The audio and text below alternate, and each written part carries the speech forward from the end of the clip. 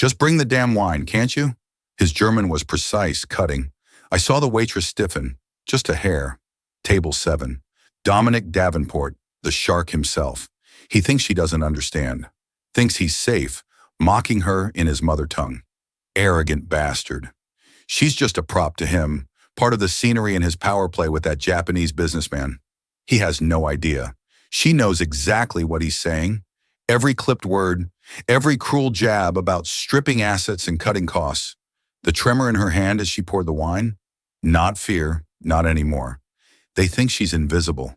They're so wrong. They have no idea how her quiet kindness will change everything, and how much they'll regret underestimating her.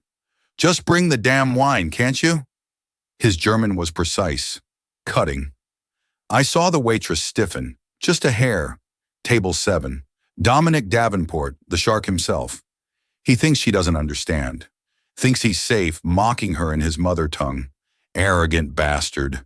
She's just a prop to him, part of the scenery in his power play with that Japanese businessman. He has no idea. She knows exactly what he's saying. Every clipped word, every cruel jab about stripping assets and cutting costs. The tremor in her hand as she poured the wine? Not fear, not anymore. They think she's invisible. They're so wrong. They have no idea how her quiet kindness will change everything, and how much they'll regret underestimating her.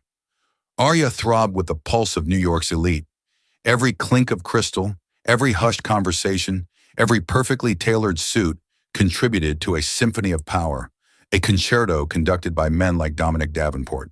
He surveyed the room from his coveted corner booth, a predator assessing his domain. His reflection gleamed in the polished surfaces, a testament to his ruthless ambition. Across from him, Pierce, his obsequious junior partner, nodded enthusiastically, a human bobblehead fueled by the crumbs of Davenport's success. They were on the precipice of a deal, a hostile takeover that would cement their positions as masters of the universe. Then Lena approached. To the rest of the diners at Aria, she was simply part of the well-oiled machine, a necessary component in the pursuit of pleasure and status. But beneath the surface of the dutiful waitress simmered a history, a rage, a determination no one suspected. 19 months. 19 months she'd walked these plush carpets, the ache in her feet a constant reminder of her fall. From the sterile efficiency of Deutsche Strategic Bank in Berlin, where she'd strategized million-dollar deals in designer heels, to this gilded cage where spilled wine and whispered judgments were her daily bread. Lena had become a ghost, a chameleon, expertly blending into the background. Lena didn't exist, only the waitress. Each night was a carefully constructed performance, a delicate dance of anticipating needs before they were voiced, of maneuvering laden trays of seared scallops and truffle foam with the grace of a ballerina. She'd perfected the art of being present yet invisible, a silent observer in a world that had once been hers. But tonight, the air crackled with a different kind of energy. The scent of money was heavier, the victories more brazen. Wall Street wolves celebrated conquests she understood all too well, battles fought with ruthless efficiency and devastating consequences. Maria, her manager, a sturdy woman with eyes that missed nothing, offered a knowing glance as she assigned Lena to table 7. Davenport, she'd warned, her voice low. Try to keep your head down. Davenport. The name was synonymous with power, with relentless ambition.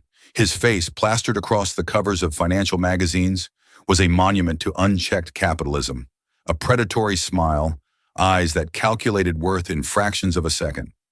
Aria was his hunting ground, and tonight, Lena was in his path. He was precisely as advertised, impeccably dressed in a suit that likely cost more than her monthly rent, his silver hair swept back from a face sculpted by years of ruthless decisions.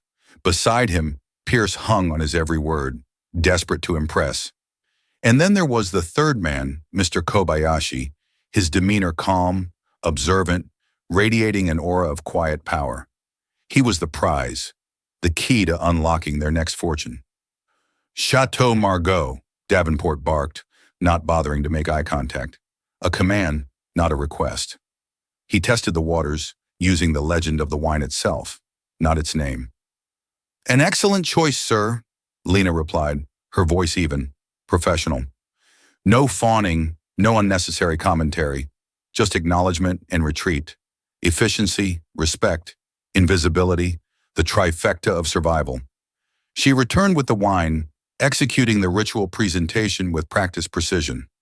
Davenport remained engrossed in conversation with Mr. Kobayashi, discussing market volatility with an arrogance that bordered on contempt. Only Pierce watched her every move, ensuring not a single drop of the precious liquid sullied the pristine white tablecloth. "The key to our strategy, Kobayashi," Davenport said, his English laced with a condescension that made Lena's skin crawl, "is identifying undervalued assets burdened by bloated and inefficient management. We don't just invest, we cleanse. We strip away the sentimentality and expose the raw, profitable core." Mr. Kobayashi nodded slowly, his expression unreadable. "A philosophy of disruption, Davenport-san." "Precisely. Disruption is another word for progress," Davenport declared, swirling the wine in his glass, inhaling its bouquet, offering a curt nod of approval to the liquid itself, as if it were a supplicant begging for his judgment. As Lena poured sparkling water for Pierce, a familiar chill crept up her spine. It wasn't just Davenport's public persona, the ubiquitous image of the corporate raider.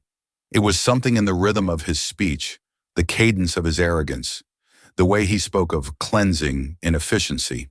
It echoed the boardrooms in Berlin, the clipped tones of the men who had orchestrated her downfall. She shook the feeling away, dismissing it as a ghost of her past.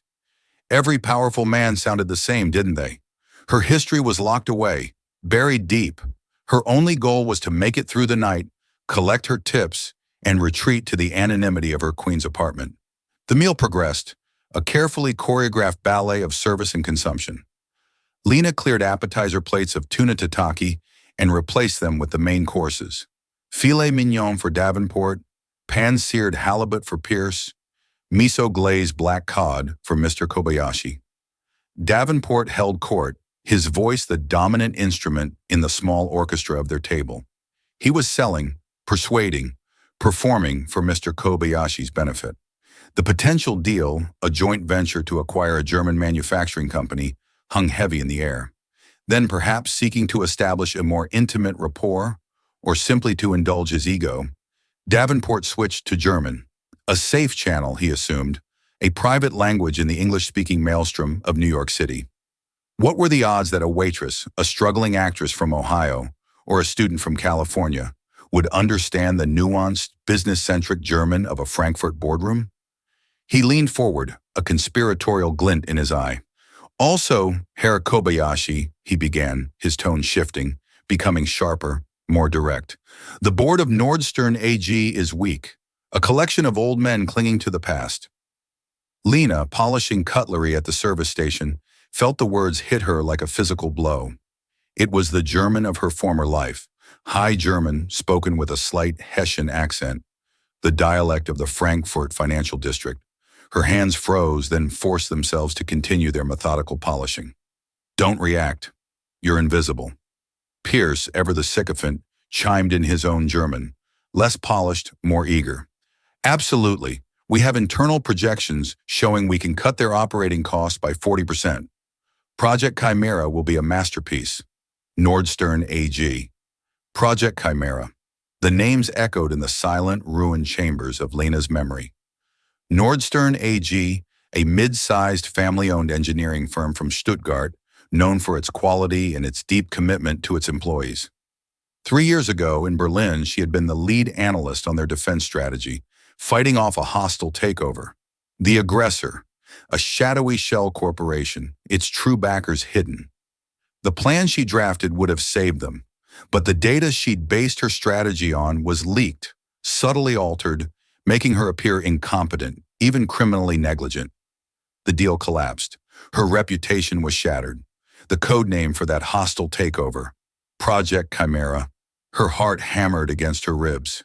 It couldn't be a coincidence. The world was vast, but the world of high-stakes international finance was a small, incestuous village, cold dread mixed with white-hot rage.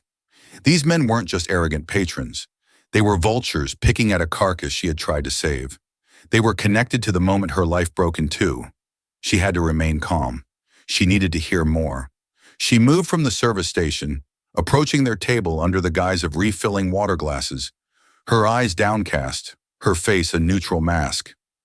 Davenport, now fully warmed up, gestured dismissively toward the restaurant staff. "One must loathe it," he said, a smirk playing on his lips. "One just has to ignore these people. They're just part of the decoration." He looked directly at Lena, though his eyes seemed to pass right through her. Lowering his voice, he spoke to Pierce. "Look at her. Probably a failed artist or something. A pretty empty face. Good enough to serve the rabble, but not a single thought behind it." Pierce chuckled nervously. "Alice," he agreed. "She does what she's told. That's all that matters." The insult, so casual, so profoundly dehumanizing, almost took her breath away. Not the worst thing she'd ever heard, but layered on top of the revelation about Nordstern AG, it was a match thrown onto gasoline. The weary ache in her feet vanished, replaced by a surge of adrenaline. The ghost of Berlin was no longer a faint memory. It was sitting at table 7, eating filet mignon and mocking her in the language of her birth. Mr. Kobayashi remained silent. He took a slow, deliberate sip of water, his eyes meeting Lena's for a fleeting moment. No pity, but a flicker of something else. Curiosity, discomfort. He was a witness. Davenport, oblivious, continued. "The point is, we have to act fast. As soon as we have control, we'll outsource the research and development department. Too expensive, too sentimental. Their most valuable patents are all we want." It was the exact strategy the Shell Corporation had planned 3 years ago. The strategy she had warned Nordstern against. Davenport wasn't just connected to her downfall. He was its architect, hidden behind layers of corporate secrecy. Years later, thousands of miles away, he was laying bare his sins on her table, assuming she was too stupid to understand. Lena finished pouring the water, her hand miraculously steady, her mind racing. The humiliation, the years of struggle, the injustice coalesced into a single point of clarity. She wasn't just a waitress. She was Lena Vogel, and she remembered everything. The rest of the main course was a blur. She moved on autopilot, her mind a whirlwind of German phrases, corporate logos, and the ghost of her former self. The rage simmered beneath a layer of icy calm. An opportunity had fallen into her lap. Dangerous, terrifying, irresistible. Not revenge, not yet. Justice. She served dessert, chocolate lava cake for Davenport and Pierce, yuzu sorbet for Mr. Kobayashi. The German conversation continued, filled with financial jargon and self-congratulatory laughter. Davenport boasted about a previous acquisition, a tech firm in Munich, how they'd trimmed the fat, laying off hundreds right before the holidays. Finally, the meal was over. The plates cleared, the wine gone. Davenport leaned back, patting his stomach with the satisfaction of a Roman emperor. He snapped his fingers, a gesture of pure entitlement. "The check," he commanded in English. As she turned to retrieve it, he delivered his final, dismissive remark in German, a parting shot for his companions. "Hurry up, girl. We have more important things to do than wait for you to drag your little shoes over here." Lena stopped. Her back to them, the restaurant faded away. The clatter, the murmur, the distant sirens dissolved into a low hum. Only table 7 and the echo of his words.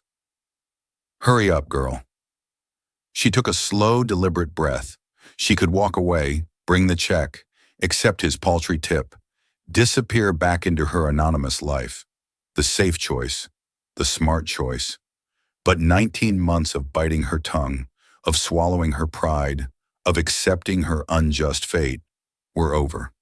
She turned around, walking back to the table not with the hurried shuffle of a servant, but with the steady, confident gait she used to employ walking into a boardroom. No billfolder in her hands, just empty hands clasped loosely in front of her. She looked directly at Dominic Davenport, holding his gaze until he was forced to acknowledge her as more than a piece of furniture. A flicker of annoyance crossed his face.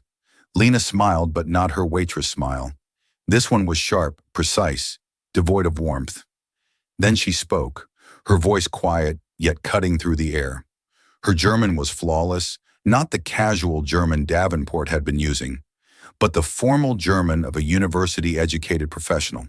She began, her tone perfectly level. "Excuse me, sir. Your bill will be right out, but I must point something out to you."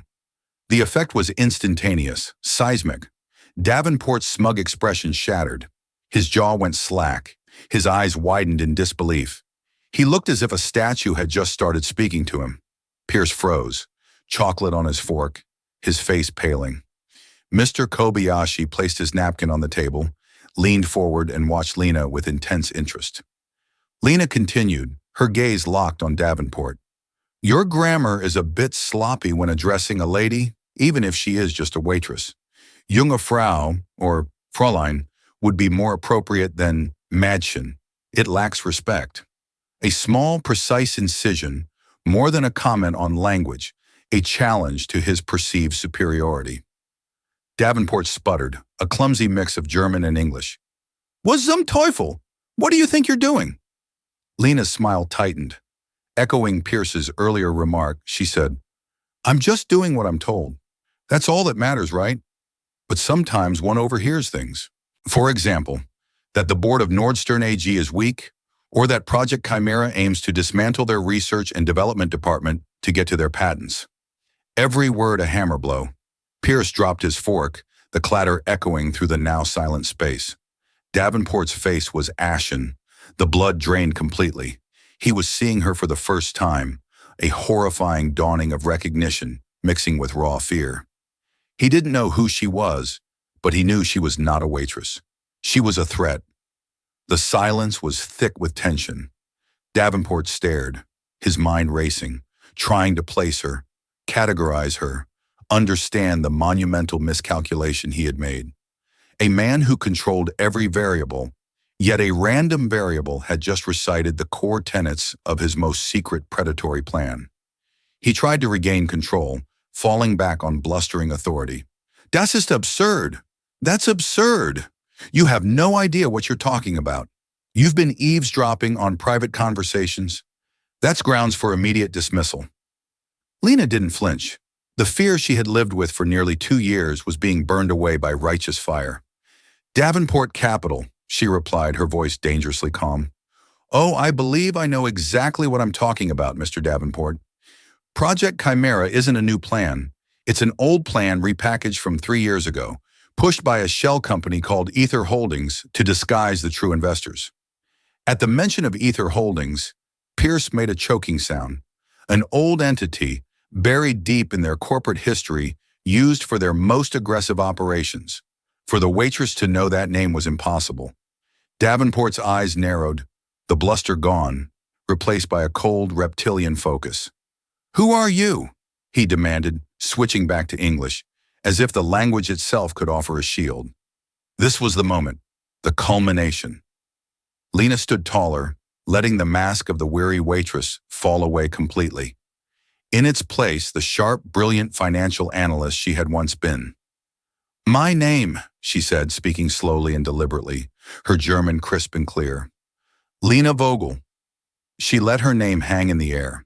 To Pierce and Mr. Kobayashi, it meant nothing. But she wasn't looking at them. She was looking at Dominic Davenport. Confusion flickered in his eyes, then a frantic search through his mental archives. And then, the moment the puzzle pieces clicked into place, his face went from ashen to bleached bone. Pure horror. He remembered. The lead analyst at Deutsche Strategic Bank in Berlin. Lena pressed her advantage, her voice resonating with her history. "My name is Lena Vogel. I was the lead analyst at Deutsche Strategic Bank in Berlin. I wrote the defensive strategy for Nordstern AG against your first attack. The strategy that would have worked if my data hadn't been stolen and manipulated to discredit me and destroy my career. You didn't just get me fired, you erased me. You thought I'd disappeared forever." She stepped closer, leaning in slightly, her voice dropping to a whisper. "You hid behind your lawyers and shell companies, but I always suspected your work. I just never had proof until tonight. You just served it to me on a silver platter, along with your insults." Davenport, the titan of industry, the king of Aria, was speechless, a ghost staring back at him. Pierce looked about to be physically ill, a passenger on a ship taking on water. Then a new voice. Mr. Kobayashi, who had watched with quiet intensity, folded his hands. He looked at Lena, speaking to her directly, his English formal and precise. Miss Vogel, your name is familiar. My company, Kobayashi Heavy Industries, was approached by Ether Holdings 2 years ago with a similar proposal for one of our competitors. We declined. We found their methods dishonorable. He turned his cool gaze upon Davenport. Davenport-san, our dinner is concluded, and so is our potential partnership. We will not be moving forward with Project Chimera or any venture with your firm. With that, he stood, gave a slight, respectful bow to Lena, not Davenport, and walked away, leaving stunned silence in the wreckage of Davenport's evening, his deal, and quite possibly his career. Mr. Kobayashi's departure was a gavel striking, ending the proceedings. Dominic Davenport, who had been frozen, lurched into motion, his face a thunderous mask of fury and humiliation. You, he hissed at Lena, his voice trembling with rage. You're finished.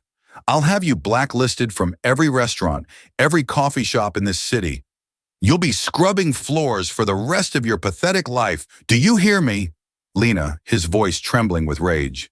You're finished. I'll have you blacklisted from every restaurant, every coffee shop in this city. You'll be scrubbing floors for the rest of your pathetic life. Do you hear me? His voice was rising, attracting the attention of nearby tables. Patrons were starting to turn and stare, sensing the drama unfolding. Maria, the manager, who had been watching from a distance with a worried frown, began to stride purposefully toward them. Lena stood her ground. The threats that would have terrified her yesterday now seemed hollow. You already did your worst to me, Herr Davenport, she said, her voice steady. You took my career, my reputation, my home. You think threatening my waitressing job scares me now? You just confessed to corporate espionage and market manipulation in front of a witness. I think you have bigger problems. Just then, Maria arrived at the table. Is there a problem here, Mr. Davenport? She asked, her tone firm but professional. This employee of yours? Dominic sputtered, pointing a shaking finger at Lena. She's insane. She's been harassing us, making wild accusations. I want her fired now. Maria looked from Dominic's apoplectic face to Lena's unnervingly calm one. She had worked in this business for 30 years. She knew the difference between a hysterical employee and a cornered millionaire. Lena, she said gently, why don't you go take your break? I'll handle this. She's not taking a break. She's fired, Dominic roared. Actually, Lena said, unpinning the small magnetic name tag from her uniform. She placed it gently on the table next to the half-eaten lava cake. I quit. She looked at Maria with a small apologetic smile. I'm sorry, Maria, for the scene. Maria just shook her head slightly, a glimmer of understanding and perhaps even pride in her eyes. Go on, honey. It's all right. As Lena turned to walk away, a hand gently touched her arm. She turned. It was Mr. Kobayashi. He had waited for her near the restaurant's exit. In his hand, he held out a sleek black business card. Ms. Vogt, he said, his voice low. What Mr. Davenport did to you was an injustice. What he planned to do to Norst is a disease in our industry. My flight back to Tokyo is not until Friday. I would be very interested to hear your full story. Perhaps we have mutual interests. Lena looked down at the card. Kenji Kobayashi, CEO, Kobayashi Heavy Industries. It felt impossibly heavy in her hand, a lifeline thrown from the most unexpected of quarters. Thank you, Mr. Kobayashi, she said, her voice thick with emotion. I will call you. He gave another short, respectful bow and was gone. Lena walked through the restaurant's kitchen, past the stunned faces of her now former colleagues. She didn't stop at her locker. She walked straight out the back service door and into the cool night air of the alleyway. She leaned against the rough brick wall, the adrenaline finally beginning to subside, leaving her trembling. She had done it. She had stood up to the man who ruined her and had in one spectacular fashion blown up her quiet, miserable life. She was unemployed. She had no plan. But for the first time in a very long time, she felt free. The ghost of Berlin was no longer haunting her. She had given it a voice. Back inside, Arya Dominic Davenport was left to stew in the ruins. His deal was dead. His reputation in front of a major international player was shattered, and a ghost from his past now had a name, a face, and a powerful new potential ally. As he threw his credit card on the table to pay the exorbitant bill, his mind was not on the money. It was on one thing, silencing Lenovo for good this time. The first domino had fallen, and it had landed squarely on him. The war was just beginning. The 24 hours after Lena walked out of Aria were a surreal blend of terror and exhilaration. The initial rush of righteous victory gave way to the stark reality of her situation. She was jobless with dwindling savings and a powerful enemy who now knew exactly where to find her. Every time her phone buzzed, her heart leapt into her throat, expecting a threatening message or a call from a lawyer representing Davenport Capital. She spent the first night sleepless in her small Queens apartment, the business card of Kenji Kobayashi sitting on her nightstand like a talisman.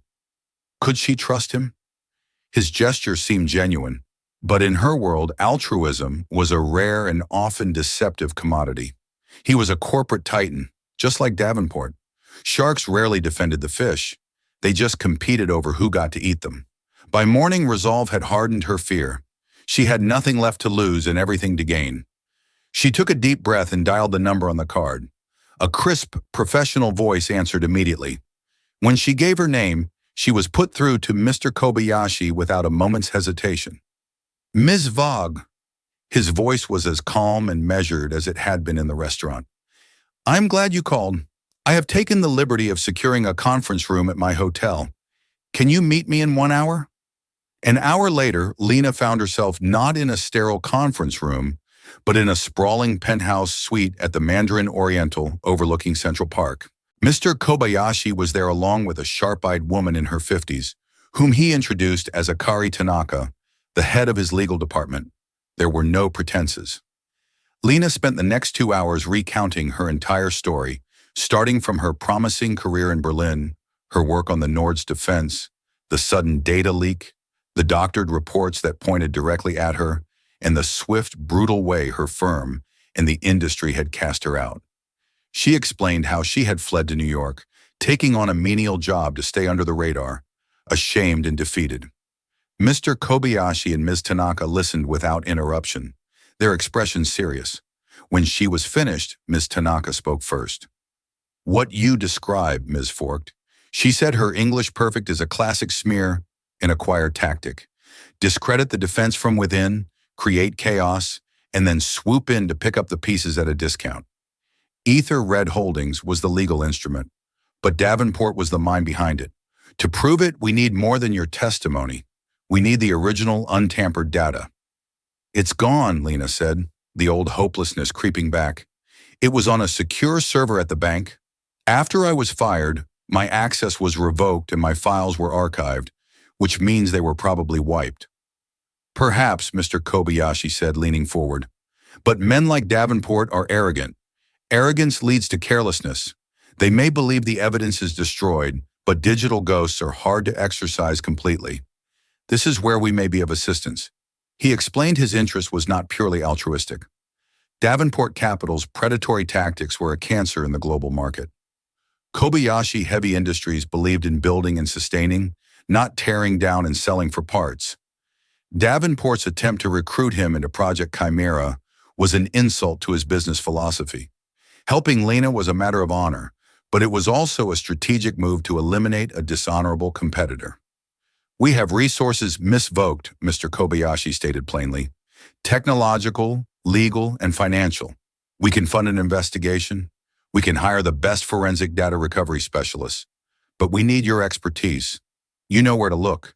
You know the names, the file structures, the protocols from your time at the bank. Just as this new, unbelievable alliance was being forged, Lena's phone rang. It was an unknown number with a German country code. Her blood ran cold. She hesitated, then answered, putting it on speaker. Lena Fisto. Lena Fed, is that you? The voice was old, crackling, and instantly familiar. It was Professor Alric Brandt, her former mentor from her university days in Heidelberg, a man who taught corporate ethics and was one of the few people who had believed in her innocence. Professor Brandt, she whispered, stunned. My child, I have been trying to reach you for a year, he said, his voice filled with urgency. I saw an article this morning, a small mention in an online financial bulletin. A partnership between Davenport Capital and Kobayashi Heavy Industries has been abruptly canceled after a dramatic dinner incident in New York. It mentioned Davenport by name. I had a terrible feeling it had something to do with you. Professor Howe. It doesn't matter, he interrupted. Listen to me. After you were disgraced, I never believed it. I started my own quiet inquiries. I have a former student, a good man, who now works in the IT security department at Deutsche Strategic Bank. He always felt your case was handled improperly. We spoke last night. Your files were not wiped, Lena. They were placed in a deep archive, a segregated server used for litigation holds. They couldn't wipe them without creating a suspicious data gap. They are dormant, but they exist. Lena stared at the phone, her mind reeling. The one piece of evidence she thought was lost forever. The digital ghost Mr. Kobayashi had just spoken of was real. There is more, Professor Brandt continued, his voice low. The man who replaced you, the one who benefited most from your dismissal, was a senior analyst named Henrik Bauer. Bauer left the bank 6 months after you did. He now holds a very comfortable, very senior position at the European headquarters of Davenport Capital. The final piece clicked into place. It was an inside job. Bauer had likely been Davenport's mole all along. He had stolen and altered her data, framed her, and been rewarded for his treason. Lena looked from her phone to Mr. Kobayashi and Ms. Tanaka. Their expressions were grim, determined. The hunt was no longer just for a ghost. They now had a name, a location, and a target. A transatlantic alliance had just been forged, combining Lena's intimate knowledge, Kobayashi's immense resources, and Brandt's crucial intelligence from the heart of the old empire. The war against Dominic Davenport was about to go global. The next 3 weeks were a masterclass in controlled, relentless pressure. The penthouse suite at the Mandarin Oriental, with its panoramic views of Central Park, was transformed from a symbol of luxury into a high-tech transatlantic war room. Whiteboards covered in timelines and names replaced expensive art on the walls. The quiet hum of servers and encrypted communication lines replaced the gentle classical music of the hotel. This was Lena's new office, and she had never felt more at home. She found herself at the center of a formidable team. There was Akari Tanaka Kobayashi's head of legal, a woman whose calm demeanor masked a mind like a steel trap. She moved with quiet purpose, her calls to legal teams in New York and Frankfurt surgically precise. Then there was Salito, the forensic tech analyst, a young man who seemed to subsist entirely on coffee and instant noodles, his fingers flying across multiple keyboards in a blur. He spoke rarely, but when he did, it was to announce a breakthrough. Lena, for her part, was the heart of the operation. She was the institutional memory, the one who knew the names, the corporate culture of the bank, the protocols, and most importantly, the psychological makeup of the people who had wronged her. The weariness in her eyes was replaced by a sharp analytical fire. Their first target was not Dominic Davenport, but the man who had been his instrument, Henrik Bauer. Men like Bauer are driven by two things: greed and ego. Lena explained to the team, pointing to his photo on the whiteboard. He betrayed his firm for money, but he took my job for status. He'll believe his position at Davenport Capital makes him untouchable. That's his weakness. Ms. Tanaka's investigators in Europe began painting a vivid picture of Bauer's life. He wasn't just living well, he was living recklessly. They tracked his lavish spending through public records and discreet sources: a new Porsche, a weekend apartment in Zurich, an online footprint that showed a taste for high-stakes online poker. He's leaking money, Ms. Tanaka observed during one late-night briefing, pointing to a financial summary. His salary is substantial, but his expenditures are astronomical. He's supplementing his income. Saito found the source. He's making small, frequent trades in tech and pharmaceutical stocks. He announced, pulling up a color-coded chart. They're timed perfectly, always a day or two before major announcements by companies Davenport Capital has an interest in. It's classic insider trading. He's gotten sloppy, arrogant. While the investigators built their case against Bauer, Ms. Tanaka launched the legal assault on Deutsche Strategic Bank. The initial response was a wall of corporate resistance. The bank's lawyers were dismissive, citing privacy laws and statute of limitations. Ms. Tanaka was unfazed. In a tense video conference with the bank's general counsel in Frankfurt, she laid out her position with chilling clarity. "Herr Schmidt," she began, her voice deceptively pleasant, "we are not on a fishing expedition. We have credible intelligence indicating that a former employee, Lena F., was the victim of corporate espionage originating from within your institution, leading to significant financial and reputational damage. We also have reason to believe the evidence of this crime is stored on a specific litigation hold server, serial number 7, Alpha Delta. Refusing a legitimate targeted discovery request will force us to file a motion compelling your cooperation." The optics of a major bank actively hiding evidence of a crime to protect a saboteur would be unfortunate, especially when our client Kobayashi Industries is considering its future European banking partners. The veiled threat combining legal force with immense financial pressure worked. Within 48 hours, a massive encrypted data file was securely transferred to Saito's servers. The next 72 hours were a tense waiting game. Zeta worked around the clock, his corner of the suite littered with empty coffee cups. Lena found she couldn't sleep. She paced the suite, the ghosts of her past swirling around her. What if they found nothing? What if the data had been corrupted beyond recovery? On the third night, just as dawn was breaking over the city, Silito called her over. His face was pale with exhaustion, but his eyes were bright. "I found it," he whispered, pointing to his central monitor. "It's beautiful." On the screen were two documents side by side. The first was titled NV Nordstrat VFL.x, her file, her work. The second was HB Nordstrat VF Final Ribbons, created 97 minutes after hers.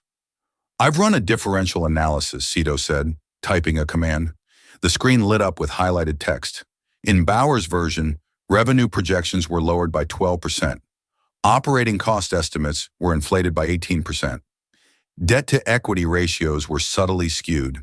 They were small changes, individually plausible, but together they painted a picture of Lena's strategy as reckless and doomed to fail. It was the work of a skilled liar. "And now for the magic," Cito said. He brought up another window, the server access log. It showed Lena uploading her file at 4:15 p.m. Berlin time.